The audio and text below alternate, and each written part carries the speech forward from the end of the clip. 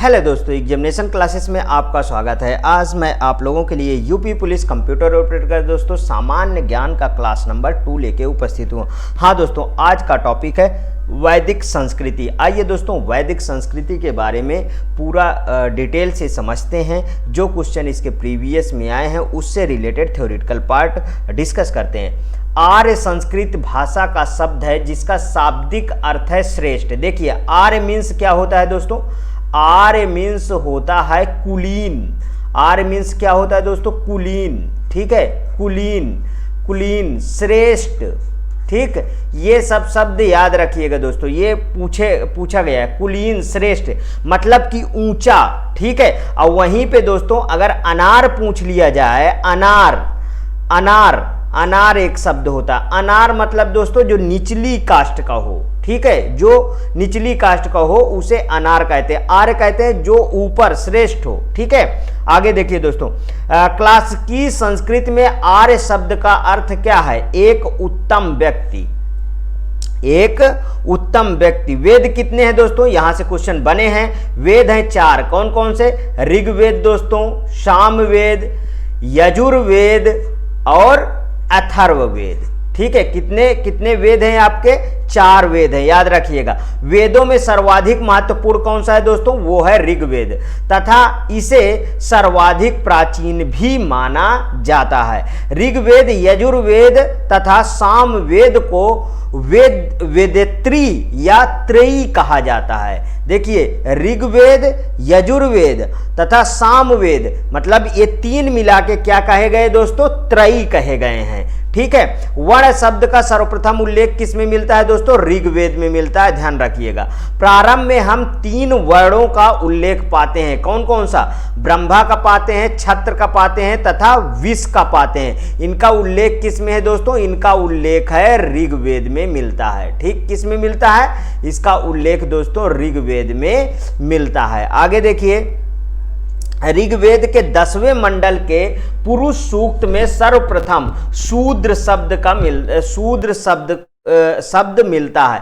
Means कि अगर बात किया जाए दोस्तों कि शूद्र शब्द सर्वप्रथम किस वेद में मिला है, तो वो मिला है दोस्तों ऋग्वेद में। ध्यान रखिएगा, किस मंडल में मिला है? 10वें मंडल में मिला है। ठीक, आगे देखिए, यहां चारों वर्णों की उत्पत्ति विराट पुरुष के विभिन्न भागों से बताई गई है। अथर्ववेद, अथर्ववेद में औषधियों, अथर्ववेद में क्या दोस्तों? औषधियों का भी वर्णन है। देखिए, औषधि मतलब जो बीमार होते थे, जिस औषधि से ठीक होते थे, क्या इनको दवा देनी है, वो सब किस में दोस्तों? अथर्ववेद में आपको इन औषधियों के बारे में आपको वर्णन मिल जाएगा। ऋग्वेद में ईश्वर महिमा, ईश्वर महिमा मीन्स की देवताओं की स्तुति की गई है। यजुर्वेद में दोस्तों कर्मकांड मीन्स की बलिदान, कर्म क्या करते हो उसके अकॉर्डिंग बताया गया है, वो बताया गया है दोस्तों यजुर्वेद में। ध्यान रखिएगा। एवं सामवेद में दोस्तों संगीत का विस्तृत उल्लेख है। जो आज दोस्तों सागा मा पा नी सा धा, ये दोस्तों आपको सामवेद में इसके वर्ड जो है मिल जाएंगे। ध्यान रखिएगा। आगे देखिए, ऋग्वेद में स्तोत्र एवं प्रार्थनाएं हैं। इनमें कुल 1028 सूक्ति है। ऋग्वेद की बात करें तो 1028 सूक्ति बहुत बार पूछा गया है। और कितने मंडल हैं ये पूछा गया है? 10 मंडल है। ऋग्वेद के दूसरे से 7वें की रचनाएं सबसे प्राचीन में हुई है दोस्तों। पहला और 10वां मंडल नवीनतम है। ठीक है, ये ध्यान रखिएगा। पहला और 10वां मंडल जो है वो नवीनतम है। इसके 7 मंडल पहले बनाए जा चुके हैं। ऋग्वेद के 9वें मंडल के सभी 114 सूक्त सोम को समर्पित हैं। 114 सूक्त सोम को समर्पित हैं। अथर्ववेद में कुल जो है दोस्तों 20 मंडल एवं 730 सूक्ति। अब देखिए, ये सब चीजें तो दोस्तों ज्यादातर जो पूछा गया है वो अभी तक ऋग्वेद का पूछा गया है। ध्यान रखिएगा। ठीक, लेकिन आप इन्हें भी माइंड में रखिएगा। 20 मंडल, 730 सूक्ति तथा 5987 मंत्र हैं। ठीक है, इनमें 12000 मंत्र ऋग्वेद से लिया गया है। 1200 मंत्र ऋग्वेद से लिए गए हैं। इसमें तंत्र मंत्र एवं वशीकरण के संदर्भ में साक्ष्य हैं। ठीक है, तंत्र मंत्र वशीकरण के संबंध में साक्ष्य मिलते हैं। जादू टोना टोटका दोस्तों ये सब कहाँ मिलता है? इसी में मिलता है, ध्यान रखिएगा। ठीक है, संगीत सामवेद में मिलता है। इस तरीके आप रट लीजिए, बहुत ज्यादा आपको नहीं पढ़ना है दोस्तों। देखिए जितने पॉइंट दे रहा हूं सब एग्जैक्ट जो आपके प्रीवियस पेपर को ध्यान रखते मैं वो पॉइंट दे रहा हूं। यहां पे देखिए यज्ञ संबंधी विधि विधानों का पता किस में मिलता है? यजुर्वेद में मिलता है। यजुर्वेद के दो भाग है, कौन कौन से? शुक्ल यजुर्वेद जो केवल पद में है, तथा कृष्ण यजुर्वेद जो कि गद्य और पद दोनों में है। ठीक है, अगर पूछा जाए क्वेश्चन कि कृष्ण यजुर्वेद में गद्य पद दोनों है, हाँ यस। शुक्ल यजुर्वेद में गद्य है पद है, क्या है? तो दोस्तों आपको लगाना है पद में है। ठीक है, अब गद्य पद को थोड़ा समझ लेते हैं। गद्य पद क्या है? गद्य मतलब दोस्तों जो आप पाठ पढ़ते थे। ठीक है, अब पद मीन्स दोस्तों जो आप कविताएं पढ़ते थे, ध्यान रखिएगा, वो आते हैं। शुक्ल यजुर्वेद का वाजसनेयी संहिता भी कहा जाता है। ये शब्द बिल्कुल याद रखिएगा। वाजसनेयी संहिता किसे कहा गया है? शुक्ल यजुर्वेद को कहा गया है। यजुर्वेद का अंतिम भाग ईशोपनिषद है, जिसका संबंध याज्ञिक अनुष्ठान से न होकर आध्यात्मिक चिंतन से है। सामवेद में कुल 1875 रचनाएं हैं। कितनी है दोस्तों? 1875 रचनाएं हैं, जिसमें से 75 जबकि कुछ विद्वानों के अनुसार 99 को छोड़कर शेष सभी किससे लिए गए हैं? ऋग्वेद से ही लिए गए हैं। मीन्स कि ये ऋग्वेद में ऑलरेडी उपलब्ध हैं, ध्यान रखिएगा। सामवेद की 3 प्रमुख शाखाएं हैं, कौन कौन से? कौथुम, राणायनीय तथा जैमिनीय। ठीक है, क्या क्या 3 प्रमुख शाखाएं इसके? कौथुम, राणायनीय तथा जैमिनीय, ये 3 जो है इसकी शाखाएं हैं सामवेद की। आगे देखिए, उपनिषद दर्शन पर आधारित पुस्तकें हैं। उपनिषद को वेदांत भी कहा जाता है। उपनिषद को क्या कहा जाता है दोस्तों? वेदांत कहा जाता है। उपनिषदों में प्रथम बार मोक्ष की चर्चा मिलती है। किसकी चर्चा मिलती है?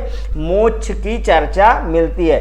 कठोपनिषद में यम और नचिकेता का संवाद, मीन्स की दोस्तों इसमें यम थे और एक तरफ नचिकेता थे, दोनों में बहुत भीषण जो है बातचीत हुई सी, उसी को दोस्तों यह संवाद लिखा गया है। ठीक है, कि वो यम और नचिकेता का संवाद है। यहाँ पे दोस्तों देखिए, उपनिषदों में कुछ क्षत्रिय राजाओं के उल्लेख प्राप्त होते हैं। किसमें? उपनिषदों में। विदेह के राजा जनक, पांचाल का राजा प्रवण जबाली, केके के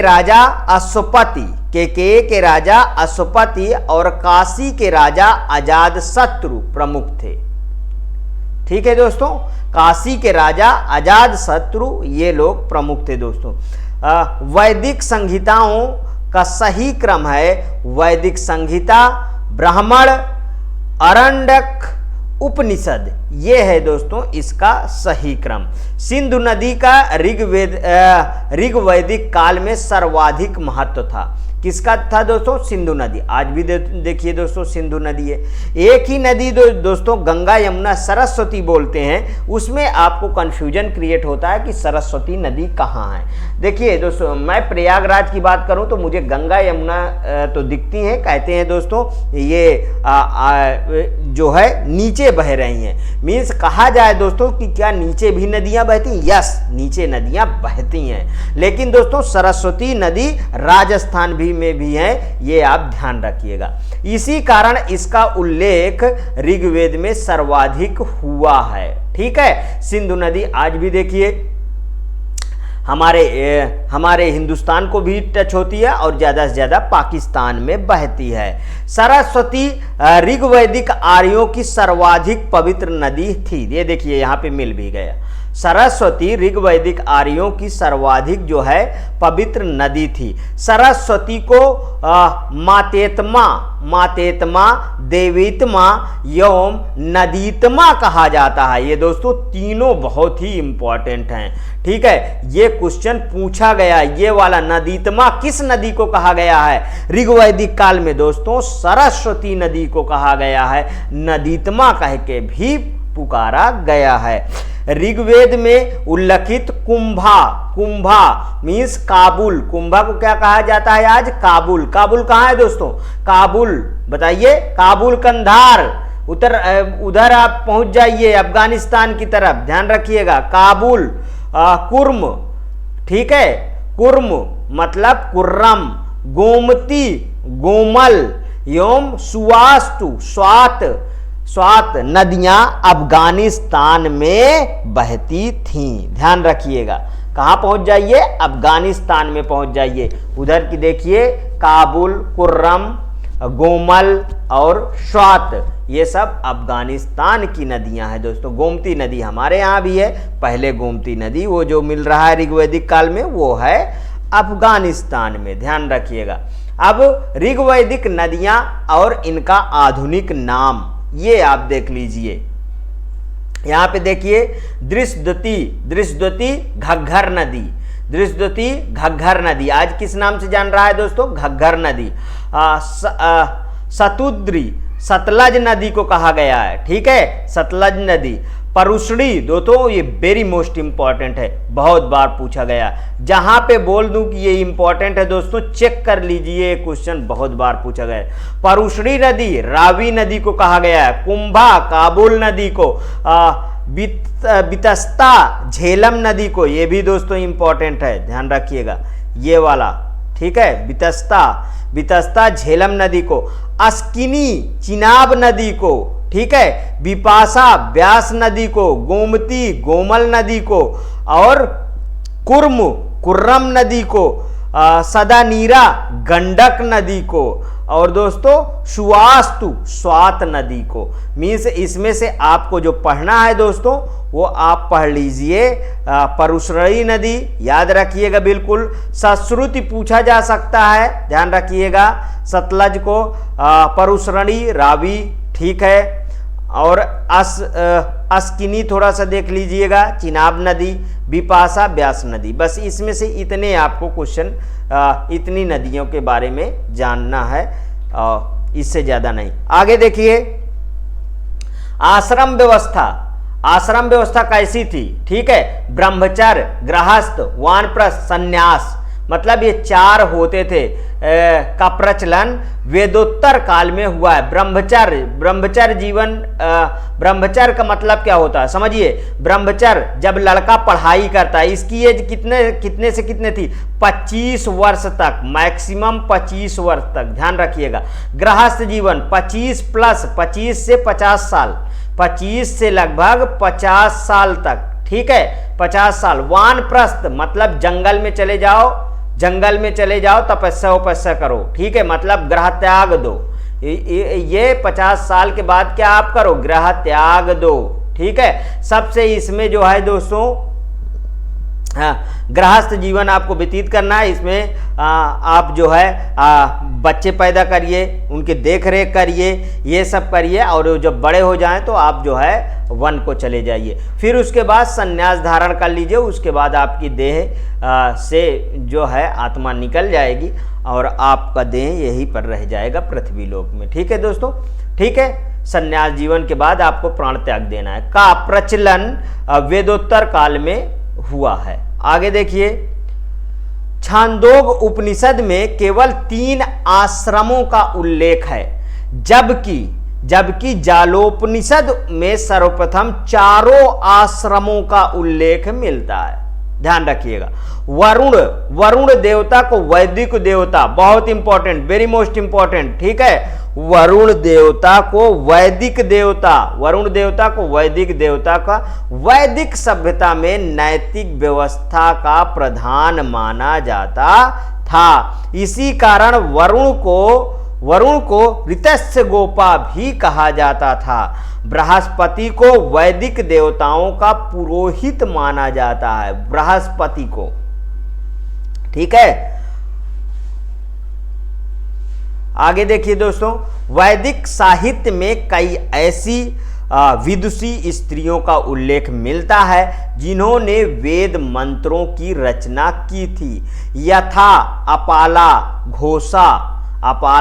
घोषा, विश्ववारा, लोपामुद्रा आदि। ये सब स्त्रियों का दोस्तों वेद मंत्रों की जो रचना की थी उनका नाम लिखा हुआ है। आगे देखिए, लोपामुद्रा अगस्त ऋषि की पत्नी थी। लोपामुद्रा क्या थी दोस्तों? अगस्त ऋषि की पत्नी थी। वैदिक काल में सोने के हार को निष्क कहा जाता था। क्या कहा जाता था दोस्तों? निष्क कहा जाता था। बौद्ध जातक में 3 प्रकार के स्वर्ण सिक्कों का उल्लेख मिलता है। प्रथम क्रम में निष्क, दूसरे क्रम में सुवर्ण, ठीक है, और तीसरे क्रम में मसाका का नाम मिलता है। अब देखिए 1400 ईस्वी पूर्व की बात करें तो बोगज कोई एशिया माइनर, जिसे आज एशिया माइनर कहा जाता है, के अभिलेख में ऋग वैदिक काल के देवताओं इंद्र, वरुण, मिश्र, नासत्य का उल्लेख मिलता है। बाल गंगाधर तिलक ने आर्यों को आदि देश के बारे में लिखा था। आदि देश के, देखिए दोस्तों, जो सबसे अच्छा आर्य कहां से आए तो मैं बता दूं, मध्य एशिया से आए। ठीक है, मध्य एशिया इस समय कहां है? ईरान। आर्य कहां से आए दोस्तों? आर्य मध्य एशिया से आए हैं। आर्य मध्य एशिया, ध्यान रखिएगा, मध्य एशिया। ठीक है, और ये कहां है? ईरान। इस समय क्या है इसका नाम? ईरान। ठीक है, ईरान। ठीक, और जैसे हमारे और सबका दोस्तों अलग अलग मत है। अगर कहा जाए कि हमारे यहाँ के दोस्तों बहुत लोगों का अलग मत है, जैसे कि आर्य कहाँ से आए? यहाँ आपके तिब्बत से आए, ये स्वामी विवेकानंद जी ने कहा है। तो ऐसे बहुत लोगों का अलग अलग मत है। चलिए आगे देखिए, शतपथ ब्राह्मण यजुर्वेद का ब्राह्मण है। ठीक है, शतपथ ब्राह्मण यजुर्वेद का ब्राह्मण। ठीक है, पुरुष मेघ का उल्लेख शतपथ ब्राह्मण में हुआ है। गोत्र शब्द का सर्वप्रथम उल्लेख ऋग्वेद में हुआ है। गोत्र शब्द का सर्वप्रथम उल्लेख कहाँ हुआ है दोस्तों? ऋग्वेद में हुआ। ऋग्वैदिक काल यज्ञ की प्रधानता थी। क्या थी दोस्तों? यज्ञ की प्रधानता थी। दशराग युद्ध का उल्लेख ऋग्वैदिक के 7वें मंडल में है। दशराग युद्ध, जो 10 राजाओं का युद्ध, दशराग मीन्स क्या होता है दोस्तों? 10 राजाओं का युद्ध। परुष्णी नदी, इसका दोस्तों आप जो परुष्णी नदी का, अब इसको जो है आप रावी नदी के नाम से जानते हैं, के तट पर लड़ा गया, जिसमें भरतों के राजा सुदास की विजय हुई थी। देखिए दोस्तों, इसमें क्या था कि ये युद्ध क्यों लड़ा गया है, इसके बारे में थोड़ा सा जानिए। जैसे कोई परंपरा चली आ रही है, उसको आप फॉलो ना करिए, मतलब उसको आप मत मानिए कि ये मैं इसको नहीं मानता हूं। तो राजा सुदास दोस्तों वही काम किए थे, उसको नहीं माने थे। अब नहीं माने थे तो सब लोग और लोग जो मिलके इनसे युद्ध किए, तब भी राजा सुदास की ही विजय हुई थी। ध्यान रखिएगा। ठीक है, ऋग्वैदिक आर्यों के पंच जनों में यदु, ध्रुव, पुरु, अनु, तुर्वसु शामिल थे। ठीक है, ऋग्वैदिक आर्यों के पंचजनों में ये दोस्तों 5 आप याद कर लीजिए, 1, 2, 3, 4 और ये 5वां नाम। ठीक है, इसको आप याद रखिएगा। शामिल थे। ऋग्वेद में उल्लिखित यव शब्द का मतलब जौ, यव शब्द का मतलब जौ से तदात्म में स्थापित किया गया है। वैदिक काल में सभा एवं समिति नामक दो संस्थाएं राजा की निरंकुशता पर नियंत्रण रखती थी। ठीक है, सभा मीन्स श्रेष्ठ, सभा मीन्स क्या है दोस्तों, श्रेष्ठ। एवं जो ब्राह्मण लोग जो वो मतलब एक कमेटी गठित करते थे जहाँ पे आदमी आपस में बातचीत करते थे दोस्तों, उसको जो है सभा उस समय कहते थे, ध्यान रखिएगा। यौम संभ्रात लोगों की संस्था थी, जबकि समिति सामान्य जनता का प्रतिनिधित्व करती थी। आगे देखिए, यथर्ववेद में सभा और समिति को प्रजापति की दो पुत्रियां कहा गया है, प्रजापति की दो पुत्रियां कहा गया। ऋग्वेद में इंद्र का वर्णन सर्वाधिक प्रतापी देवता के रूप में किया जाता है, जिसे 250 सूक्ति समर्पित है। अब दोस्तों इंद्र देवता को क्यों प्रतापी देवता कहा जाता है, समझिए। ये इंद्र देवता का काम था दोस्तों बादलों को इकट्ठा करना, बादलों को आपस में मतलब इकट्ठा करना और बारिश करवाना, ये दोस्तों इंद्र देवता तक का काम था। या बारिश होगी तो अन्न पैदा होगा, तो जाहिर सी बात है इंद्र देवता को ये लोग सब बड़े मानते थे। आगे देखिए, ऋग्वेद में अग्नि को 200 सूक्ति, अग्नि को 200 सूक्ति, क्योंकि अग्नि से खाना भी पकता था, ठीक है, अग्नि से उजाला होता था रात में, तो इसलिए अग्नि को बहुत इंपॉर्टेंट मानते थे। अग्नि को 200 सूक्ति समर्पित है और वह इस काल का दूसरा सर्वाधिक महत्वपूर्ण देवता है। तीसरा स्थान वरुण का था दोस्तों, वरुण का जो समुद्र का देवता एवं ऋत का नियामक माना जाता है। मीन्स कि उस समय दोस्तों समुद्र घटता बढ़ता नहीं था, नदियों में उफान आते थे, इन्होंने देख के उनको तीसरा देवता वरुण को माना। ठीक है दोस्तों, आगे देखिए, गायत्री मंत्र ऋग्वेद में उल्लिखित है, इसके रचनाकार विश्वामित्र थे। दोस्तों अगर हम बोले कि ऋग्वेद में जो 10वां मंडल और पहले मंडल के जन्मदाता है, वो 10वें मंडल का आप ध्यान रखिएगा, वो विश्वामित्र जी ही है, ध्यान रखिएगा। देखिए दोस्तों इस तरीके आप मिला के पढ़िएगा, आपको बहुत मजा आएगा और सब चीज़ें तैयार हो जाएंगी। ये मेरी गारंटी। पर डे दोस्तों आपको ये एक दो वीडियो हर एक दिन मिलता रहेगा। कंटिन्यू कंप्यूटर भी चलेगा, ये सब भी चलेगा, रीजनिंग के भी पोर्शन जल्दी स्टार्ट हो जाएंगे। ठीक है, गायत्री मंत्र का उल्लेख ऋग्वेद के 3रे मंडल में है। गायत्री मंत्र का उल्लेख कहाँ पे है, ऋग्वेद के 3रे मंडल पे। पुराणों की संख्या कितनी है दोस्तों, 18। बहुत बार क्वेश्चन पूछा गया, पुराण कितने हैं, 18। वेद कितने हैं, 4। पुराणों की रचना लोमहर्ष ऋषि तथा उनके पुत्र उग्रश्रवा द्वारा की गई थी। पुराणों में भविष्यत काल शैली में कलयुग के राजाओं का विवरण मिलता है। सत्यमेव जयते शब्द मुंडक उपनिषद से 72 बार पूछा गया होगा जो दोस्तों ये क्वेश्चन में, ठीक है, इसे मत भूलिएगा। बस सत्यमेव जयते शब्द मुंडक उपनिषद से लिया गया है, जिसका अर्थ है सत्य की ही विजय होती है। यह भारत के राज्य चिन्ह पर भी अंकित है। ऐतरेय तथा कौशिकी ऋग्वेद के 2 ब्राह्मण ग्रंथ हैं। ऐतरेय तथा कौशिकी ऋग्वेद के 2 ब्राह्मण ग्रंथ हैं। वैदिक काल में गाय को क्या कहा गया है दोस्तों, अघन्या कहा गया। अघन्या, ना मारे जाने योग्य। अघन्या मतलब इसकी अब हत्या आप नहीं कर सकते, इसको काट के खा नहीं सकते, कहा जाता था।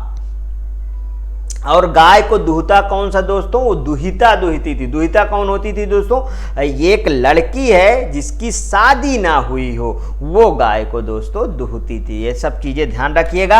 आज यहीं तक है दोस्तों, ये अभी आपके पास ये वीडियो आ रहा है। यदि आपको अच्छा लग रहा है दोस्तों, ये आप पार्ट जी के पसंद कर रहे हैं, तो प्लीज़ और प्लीज़ मेरे एग्जामिनेशन चैनल को आप सब्सक्राइब करिए, मेरा वीडियो लाइक करिए, ज़्यादा से ज़्यादा दोस्तों में शेयर करिए। हाँ, अपनी प्रतिक्रिया हर एक वीडियो में जरूर दीजिए दोस्तों, जिससे मुझे पता चले कि कितने लोग एक्टिव हैं ये मेरा वीडियो देखने के लिए। ओके दोस्तों, थैंक यू।